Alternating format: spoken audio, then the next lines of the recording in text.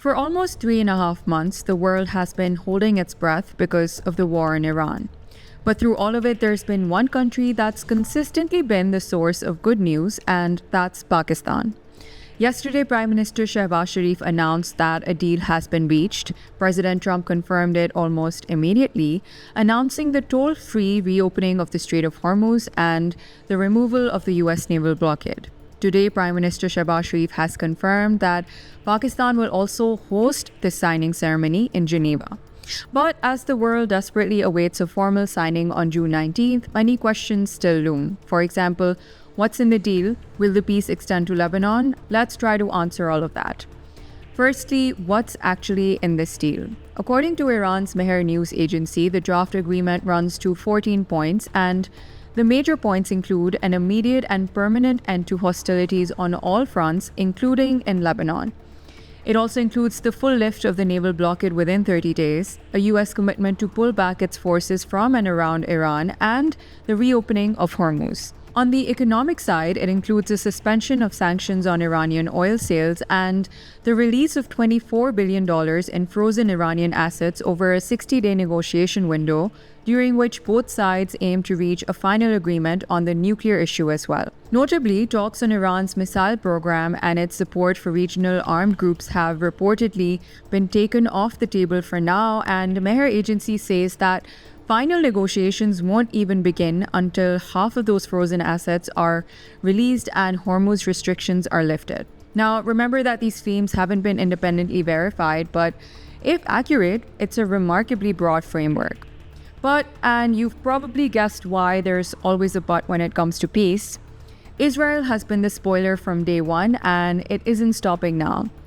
Within hours of the announcement, their opposition leader said that the deal erases years of military achievement, accusing Netanyahu of ending his term with Israel's enemies stronger and Israel itself weaker.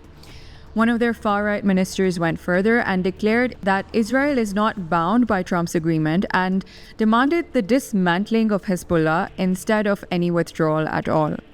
And of course, Israeli strikes on Lebanon have continued even now, and Israel's defense minister says that they will continue to occupy areas of Syria and Gaza indefinitely, in addition to southern Lebanon.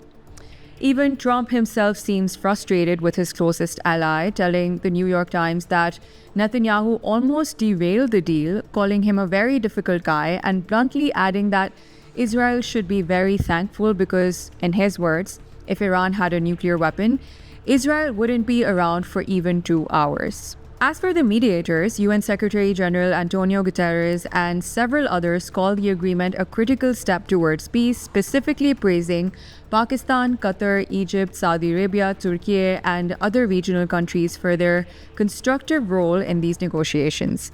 Meanwhile, the rest of the world is eager to return to normalcy.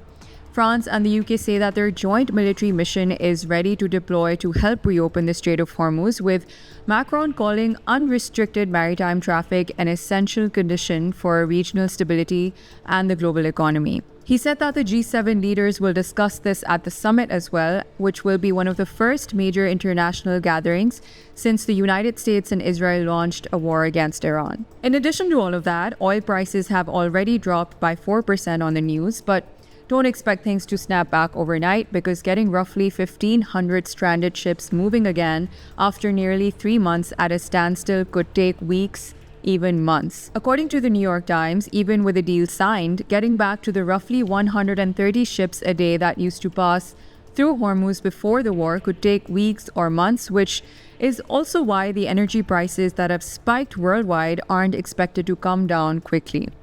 Still, as we count down to Friday's signing in Geneva, world leaders are already calling this one of the biggest diplomatic breakthroughs in years, especially for Pakistan. Germany has called it a moment that can pave the way toward a reinvigorated global economy and a more secure Middle East. So, will Friday's deal actually happen? With Israel already pushing back, the world will be watching closely, but for now, after 107 days of war, peace has never looked this close, and once again, it's Pakistan standing at the center of it all.